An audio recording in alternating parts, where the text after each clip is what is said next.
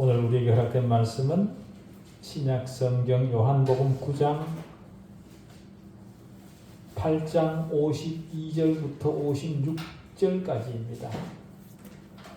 요한복음 8장 52절부터 56절까지 말씀 봉독해 드리겠습니다.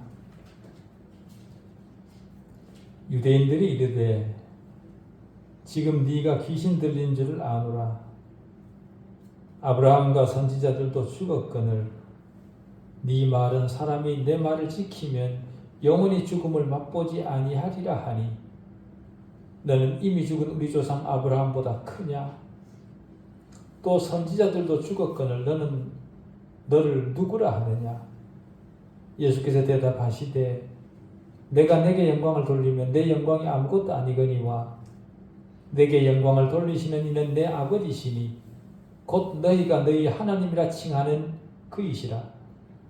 너희는 그를 알지 못하되 나는 아노니 만일 내가 알지 못한다 하면 나도 너희같이 거짓말쟁이가 되리라.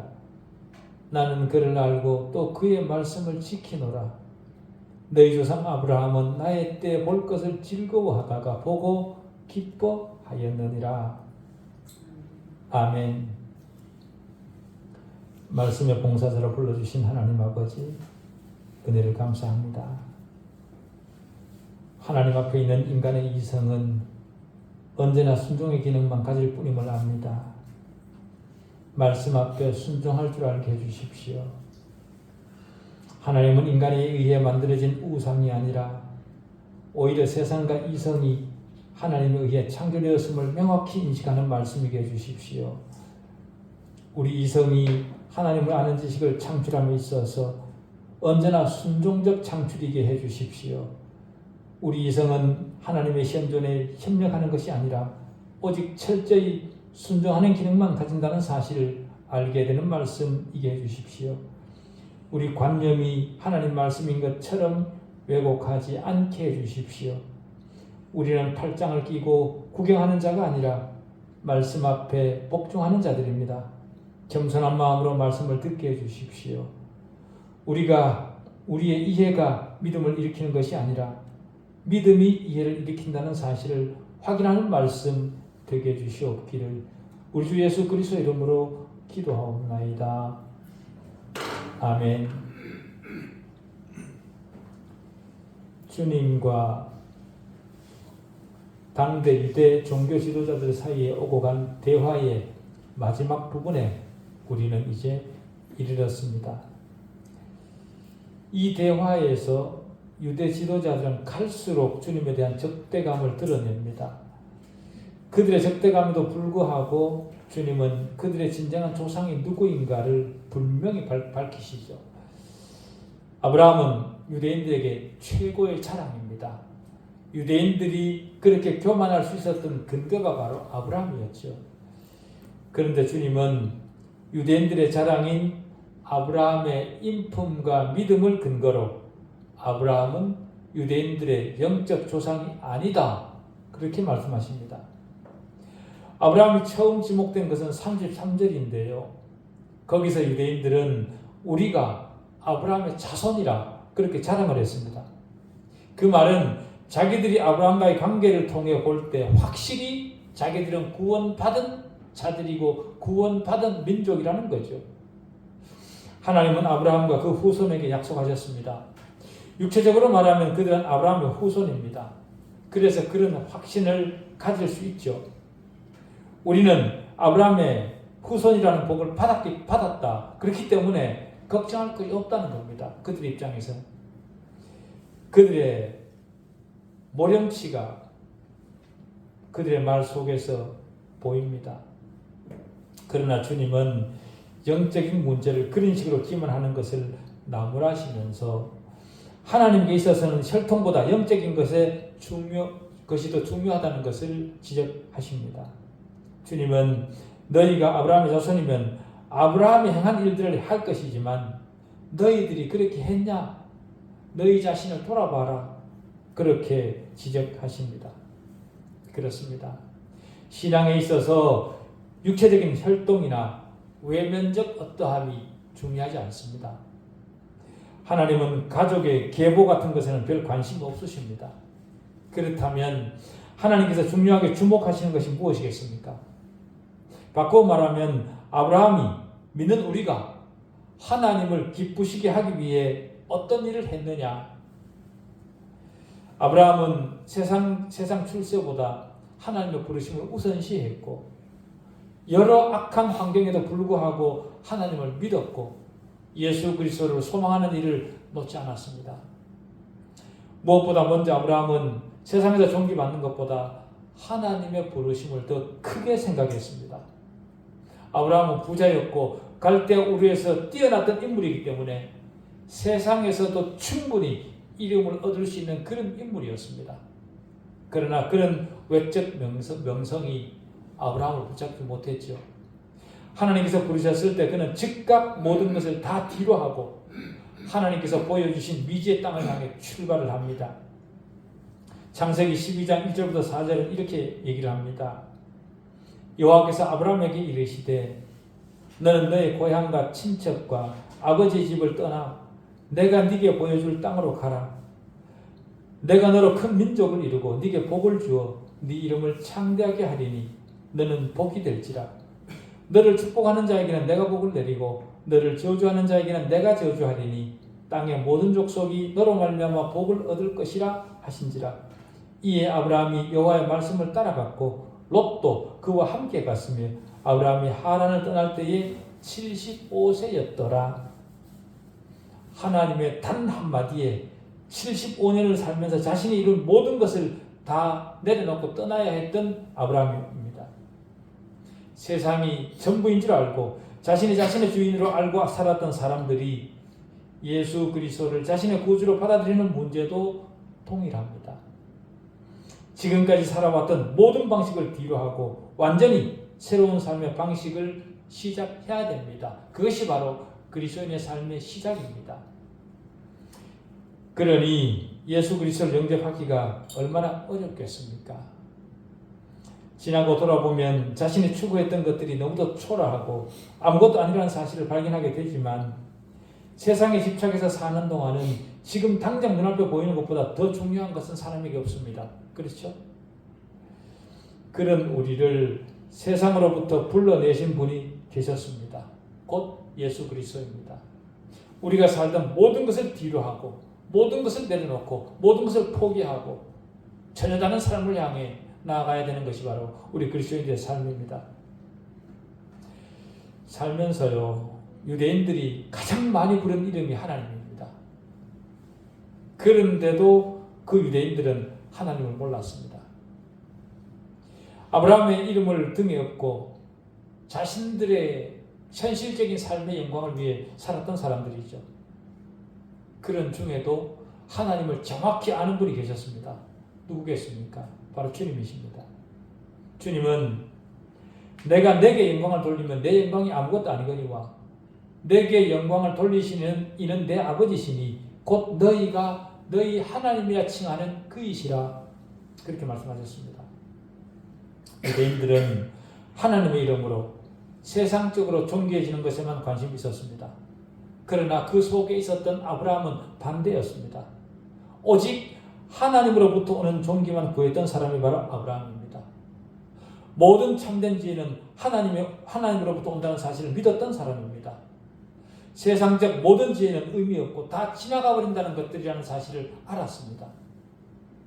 시간의 지배를 받는 세계와 영혼의 세계는 완전히 다릅니다.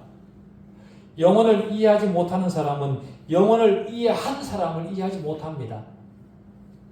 그래서 어떤 사람이 아브라함처럼 부르심을 받고 그 부르심에 응답하기 시작하면 세상은 그를 향해 조소하거나 비난하거나 비판의 말을 합니다.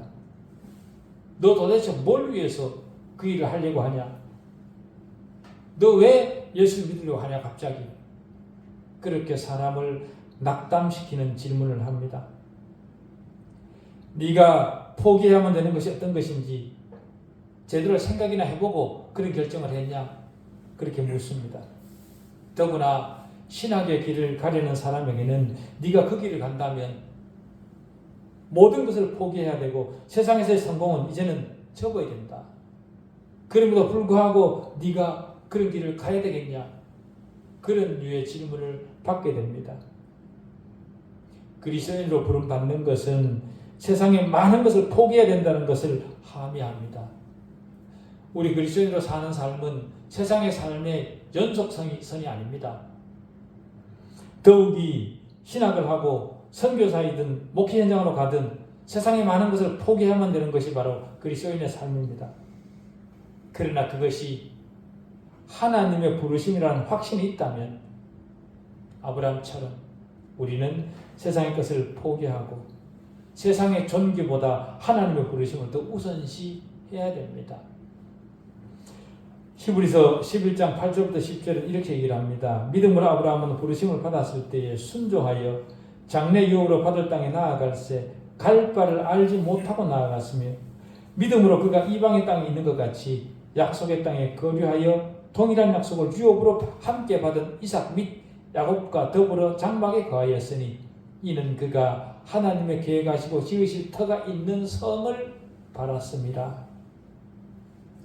아브라함이 그렇게 했던 이유는 자신이 영원 세계에서 살아가야 될 그 성을 바라보았기 때문이라. 모든 그리스도인들이 지난날의 시간들을 포기하고 새로운 삶을 시작해야 되는 이유가 바로 이 땅이 전부가 아니고 우리에게 있는 영원한 다음 성이 있다는 것을 알기 때문에 그 성을 바라보아야 되기 때문에 우리는 어제를 포기할 수밖에 없는 겁니다. 하나님께서 주실 더 영광된 더 영원한 그 성이 나를 기다리고 있다는 사실을 아는 자들이 그리스도인의 삶을 시작하는 겁니다. 둘째로 아브라함은 여러 환경에도 불구하고 하나님을 믿었습니다. 아브라함에게 주어진 환경은 굉장히 어려웠죠. 우리가 창세기를 통해서 이미 다 확인했던 사실이지만 약속의 땅으로 갔을 때 그를 기다리고 있는 것은 기근이었고요. 기근을 피해 애굽으로 갔을 때도 수많은 어려움을 겪었습니다. 심지어는 아내를 빼앗길 뻔까지도 했습니다. 그러나 그런 과정을 통해 아브라함은 하나님을 신뢰하는 법을 배웁니다. 심지어 조카 롯 때문에도 얼마나 어려움을 겪었습니까? 롯과 갈등을 겪으면서 서로 헤어지기로 하고 롯에게 먼저 선택권을 줍니다. 네가 좋아하는 땅을 네가 선택해서 먼저 들어가라. 그렇게 했을 때 롯은 좋은 땅을 차지했고 아브라함은 척박한 산지로 가야만 했습니다. 그러나 그럴수록 아브라함은 하나님을 더 가까이 했습니다. 우리 같았으면 포기를 했겠죠. 성다시게 하는 사막의 이방 족속들에게 끊임없이 위협을 당해야 됐고 심지어 한 번은 이방의 네 족속이 합세를 해서 소돔을 공격하고 롯과 그 가족을 사로잡아 갔습니다. 그때 아브라함이 그들을 쫓아가서 그들이 훔쳐간 물건과 사람들을 사로잡힌 조카와 그 가족들을 도로 찾아오기도 했죠. 그런 모든 어려움 속에서 아브라함의 믿음은 환경을 극복하고 자랐습니다. 하나님께서 나를 불러서 나를 이렇게 하시려고 나를 부르셨나? 그런 회의감이 아브라함 들지 않았겠습니까? 그러나 하나님의 부르심을 그는 알았기 때문에 포기하지 않았습니다. 거기에다가 아브라함이 믿음을 시험당하는 큰 시련도 아브라함을 만나죠. 즉 하나님께서 아브라함에게 상속받을 아들을 주시겠다는 약속을 믿으라는 도전이었습니다. 처음에 그 약속을 들었을 때는 당연히 아들을 얻을 줄 알았지만 나이가 들어 100세가 다 되어 가는데도 아들이 없는 겁니다. 얼마나 마음이 초조했겠습니까? 그러자 다메섹 엘리에셀이라는 종에게 상속하려는 마음을 먹습니다. 아브라함이. 그러자 하나님이 그는 상속자가 아니라고 하십니다. 그래서 86세 때 첩을 통해 얻은 이스마엘을 상속자로 해달라고 기도까지 합니다. 하나님에게. 그런데도 하나님은 이스마엘도 아니다. 그렇게 말씀하십니다. 그러다가 99세가 되어서야 그때서야 하나님은 아들을 주시는 겁니다. 하나님의 약속이 터무니없어 보였지만 아브라함은 그 약속을 믿었습니다. 하나님은 그 이름을 아브라함 이름을 아브라함에서 아브라함으로 바꿔주셨고 그 후 1년쯤 되었을 때 약속의 아들이고 예수의 조상 이삭을 주신 겁니다. 로마서 4장 19절부터 21절은 거기에 대해 이렇게 얘기를 합니다. 그가 백세나되어 자기 몸이 죽은 것 같고 자기 몸이 죽은 것 같고 사라의 태가 죽은 것 같음을 알고도 믿음이 약하여지지 아니하고 믿음이 없어 하나님의 약속을 의심하지 않고 믿음으로 견고해져서 하나님께 영광을 돌리며 약속하신 그것을 또한 능히 이루실 줄을 확신하였으니 라고 얘기합니다. 아브라함이 믿던 하나님을 지금 우리도 믿고 있습니다. 그런데도 우리 믿음은 아브라함 근방에도 못 갑니다. 우리가 예수 그리스도를 믿는다는 것은 주권적인 하나님을 믿는다는 겁니다. 하나님은 없는 것을 있게 하시고 불가능을 가능으로 바꾸실 뿐만 아니라 만물을 통치하시는 분이십니다. 그런 하나님이심을 머리로는 알지만 가슴으로는 따라가지 못합니다. 그것이 우리 현실이죠. 하나님은 하나님이 보시기에 최선이라고 판단하시는 환경을 우리에게 주십니다. 우리 환경을 아주 기분 좋게 만들어 주실 수도 있고 우리 앞에 놓인 장애를 치워주실 수도 있고 어려운 문제들 단번에 해결해 주실 수도 있습니다. 그 반대로 잘 나가던 우리의 모든 것을 꺾으셔서 굉장히 곤란한 지경으로 우리를 몰아넣으실 수도 있습니다. 우리가 다 이해하지 못하지만 하나님 주시는 모든 환경 속에는 하나님의 목적이 있습니다. 하나님은 하나님의 방법을 통해 우리 믿음을 훈련시키시고 성장시키시는 겁니다. 그렇기 때문에 우리는 하나님께서 어떤 환경을 허락하시더라도 하나님을 신뢰해야 됩니다. 하나님께서 우리에게 어려움을 주신다는 것은 하나님이 나를 기억하고 계시다라는 그 증표입니다. 하나님이 나를 기억하고 계시는데 하나님께서 나를 포기하시겠습니까? 포기하지 않으십니다. 하나님의 목적 가운데 하나는 고통을 통해서라도 우리가 하나님을 신뢰하도록 가르치시려는 겁니다. 우리에게 허락되는 모든 환경을 통해 하나님을 신뢰하는 법을 배우도록 하나님은 의도하십니다. 하나님의 의도를 따라 우리는 우리에게 주어진 환경을 통해 성실하게 믿음을 키워가야 됩니다. 세 번째로 아브라함은 예수 그리스도의 오심의 소망을 두었고 오시는 것을 그 어떤 것보다 즐거워했습니다. 56절이 그 사실을 말해주죠. 너희 조상 아브라함은 나이 때 볼 것을 즐거워하다가 곧 보고 기뻐하였느니라. 우리는 조금 전에 모건사님께서 기도하셨듯이 예수 그리스도의 다시 오심을 기다리고 있습니까? 기뻐하고 있습니까? 물론 이 구절이 대단히 난해한 구절이기도 하고 그래서 이 구절에 대한 해석도 분분한 것이 사실입니다. 더구나 예수님이 그리스도라는 사실을 인정하지 않는 유대인들에게는 더 어려운 문제였죠. 그러나 아브라함이 죽어 천국에 갔을 때 주님을 만났을 것이기 때문에 그 모든 문제는 해결되었을 겁니다. 거기다가 주님은 하나님이십니다. 그렇기 때문에 모르는 것이 있을 리 없죠. 유대인들이 보기에는 아브라함이 먼저 있었다 그렇게 생각을 했겠지만 주님이 하나님이시라는 사실을 그들이 알았다면 문제는 달랐을 겁니다. 주님의 선제성을 그들은 몰랐습니다. 주님이 하나님이시라는 사실을 알았다면 주님이 먼저 계신 하나님이라는 사실을 알았을 텐데 그들은 그 사실을 몰랐던 거죠. 그러면서도 하나님을 찾았던 민족입니다. 주님은 58절에서 아브라함이 나기 전부터 내가 있느니라 그렇게 말씀하셨습니다. 단순히 생각하면 아브라함은 주님이 오시기 최소 1850년 전에 이미 죽은 사람입니다. 단순히 생각하면. 그런데 아브라함은 주님의 때를 보았다 그렇게 말하니 유대인들에게는 얼마나 한심하게 들렸겠습니까? 그러나 그 모든 것은 사실이었습니다.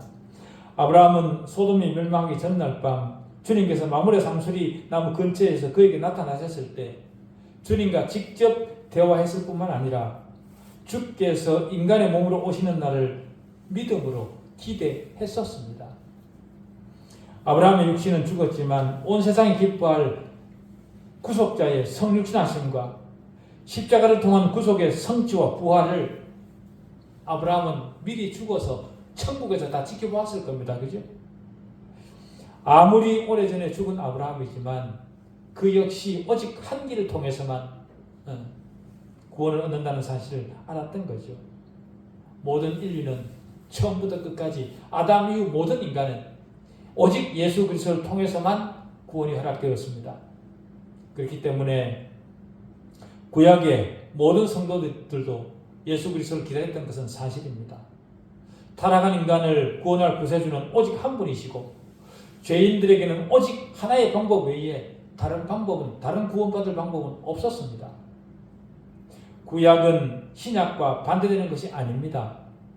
구약은 율법으로 구원을 얻고 신약은 은혜로 구원을 얻는 것이 아닙니다.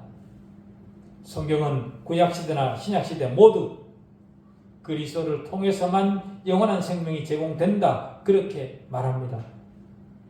그리스도가 영원한 생명을 주실 수 있는 이유는 그리스도가 곧 하나님이시기 때문에 타락한 인간에게 영원한 생명을 주실 수 있는 겁니다. 하나님이시기 때문에 당연히 아브라함이 나시기 전부터 계셨던 거죠.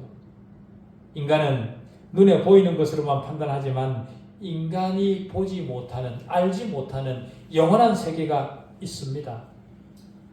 주님은 그 영원한 세계에서 성육신하기 전부터 존재하고 계셨습니다.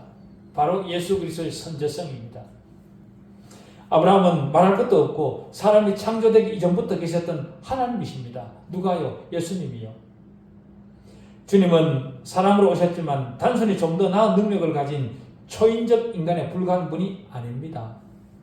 영원 전부터 존재하셨으며 영원토록 변함없이 영원 불변하신 하나님이십니다. 그래서 복음은 그리스도에게로 나오라, 하나님에게로 나오라 그렇게 촉구하는 거죠.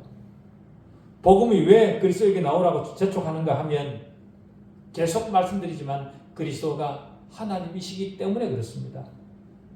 그리스도가 하나님이라는 사실을 믿냐 믿지 않냐에 저와 여러분의 운명이 달려 있습니다. 여러분에게는 예수가 누구입니까? 여러분에게 예수가 하나님이십니까? 요한복음은 이 질문에 답하기 위해 기록되었습니다. 요한복음은 예수 그리스도가 곧 하나님이라는 진술로 시작을 하고 예수 그리스도께서 하나님의 아들이라는 진술로 끝을 맺습니다. 요한복음에 진술된 주님의 이적이나 안식일 문제 혹은 주님의 선한 행실 이런 것들이 요한복음의 핵심이 아닙니다. 요한복음의 핵심은 예수가 누구냐는 겁니다. 예수가 하나님을 믿냐는 겁니다. 예수가 바로 너의 하나님이라는 사실을 믿냐? 그것을 위해서 요한복음은 기록되었습니다. 예수님이 하나님이시라면 예수님은 우리에게 충성과 복종을 요구할 권리가 있으십니다. 정상적으로 생각할 줄 아는 사람이라면 주님에 대한 요한복음의 진술을 듣고 절대로 냉담할 수 없습니다. 여러분은 주님을 여러분의 하나님으로 믿고 따릅니까? 육체로 오신 하나님을 내 자신의 그리스도로 믿냐? 제가 그렇게 묻습니다. 주님이 하나님이라는 사실을 모르는 유대 지도자들은 뭐라고 얘기를 합니까? 네가 아직도 50도 못 되었는데 아브라함을 보았느냐? 아브라함 1850년 전에 죽은 사람이다. 50도 안 된 네가 보았느냐? 그렇게 묻습니다. 그러자 주님은 진실로 너에게 이르노니 아브라함이 나기 전부터 내가 있느니라 그렇게 대답하셨습니다. 이 말을 들은 그들이 화가 나서 돌을 들어 주님을 치려했던 겁니다. 자신들의 무지함을 보지 못하는 인간이죠. 주님이 신성 모독을 하고 있다고 판단을 한 겁니다. 주님은 여기서뿐만 아니라 곳곳에서 자신의 하나님 되심을 증거하셨습니다. 마가복음 1장 15절에 가면 때가 찼고 하나님의 나라가 가까웠으니 회개하고 복음을 믿으라 그렇게 하신 말씀이나 누가복음 17장 21절에 하나님의 나라는 너희 안에 있느니라 그런 말씀들이 바로 자신의 하나님 되심을 나타내는 그런 말씀들입니다. 마태복음 5장 17절도 내가 율법이나 선지자를 폐하러 온 줄로 생각하지 말라. 폐하러 온 것이 아니요 완전하게 하려 함이라. 이런 말씀도 하나님이 아니고서는 불가능한 그런 말씀들이죠. 지상 생애를 마치실 때쯤 해서도 자신이 떠난 후에 제자들과 함께 있도록 성령을 보내시겠다, 그렇게 약속하셨습니다. 하나님이 아니신데 어떻게 성령을 보내겠습니까?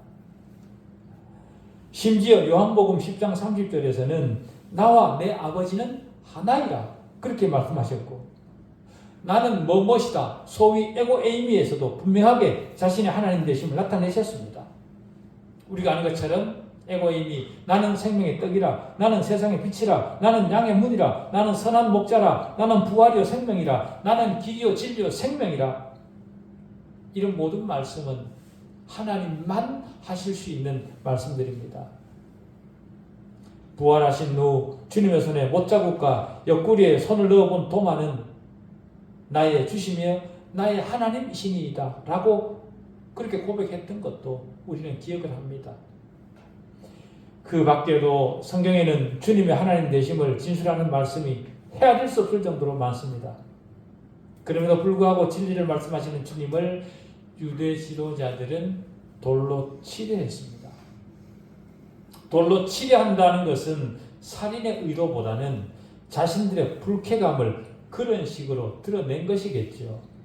주님을 멀리 쫓아버리고 싶었던 그런 마음일 겁니다. 자신들의 삶에 주님의 임재를 제거하고 싶은 거죠. 그러나 인간이 제거한다고 제거되는 하나님이 아닙니다. 아무리 도망을 가고 아무리 멀리 쫓아내고 싶고 아무리 발버둥을 쳐도 항상 계시는 천지에 충만하신 하나님이십니다. 주님은 우리 생명의 주인입니다. 인간이 손에 든 돌로 어떻게 만세 반석을 부술 수 있겠습니까? 주님으로부터 도망갈 수 있는 인간은 아무도 없습니다. 피할 수 없습니다. 우리 생명 속에 심겨져 있는 하나님이십니다. 그래서 주님과 타협을 하든지 아니면 심판날에 심판을 받든지 둘 중 하나를 해야 되는 것이 인간의 운명입니다. 유대 지도자들이 돌로 치려하자 주님은 성전에서 나가셨습니다. 주님이 떠나가시면 하나님이 주시는 모든 은택들도 함께 떠나간다는 사실을 알아야 됩니다. 주님은 생명이고 빛이십니다. 생명의 떡이요 생명수입니다. 그런 주님을 내 삶의 자리에서 밀어내는 것보다 더 어리석은 일은 인간에게 없습니다. 주님이 나가셨다는 것은 어떤 사람들을 주님이 그냥 지나치셨다 그 말입니다. 주님이 그를 지나치셨다면 지나침을 당한 그가 갈 곳이 어디겠습니까? 그런데도 많은 사람들은 누군가 죽음을 맞이하면 그저 막연하게 좋은 곳으로 가라, 그렇게 말을 합니다. 좋은 곳을 죽은 사람이 선택해서 갈 수 있습니까? 이미 죽은 사람이 자기가 갈 좋은 곳을 선택해서 갈 수 있냐? 묻습니다. 불가능이죠. 그런 말을 하는 사람들의 마음은 이해하지만 우리는 현실을 직시할 줄 알아야 됩니다. 주님은 사랑의 하나님이시지만 모든 사람을 다 구원하시는 분은 아니십니다. 주님께서 지나치시는 사람도 있다는 사실을 우리는 분명히 기억할 일입니다. 주님이 유대 지도자들과 논쟁을 벌이는 모습에서 주님은요, 그들을 단 한 번도 설득하려 하지 않았습니다. 단 한 번도 그들을 설득하려고 주님이 애쓰지 않았습니다. 왜 그랬습니까? 그들은 구원 밖에 있는 사람들이기 때문에, 주님이 지나쳐 버려야 될 사람들이기 때문에 그랬던 겁니다. 주님은 다 아시지만 우리는 구원 밖에 있는 사람을 구별하지 못합니다. 그렇기 때문에 주변에 아무리 유대 종교 지도자들 같은 그런 사람이 있다고 하더라도 우리는 그들에게 복음을 전해야 됩니다. 예수 그리스도가 복음입니다. 복음은 예수 그리스도입니다. 유대인들이 주님을 돌로 치려했던 것처럼 복음을 배척하는 사람들이 있을 수 있습니다. 그러나 소망을 가지고 그리스도가 하나님이심을 그들에게 전해줄 때 그들에게도 소망이 있습니다. 그런 우리이기를 바랍니다. 기도하시겠습니다.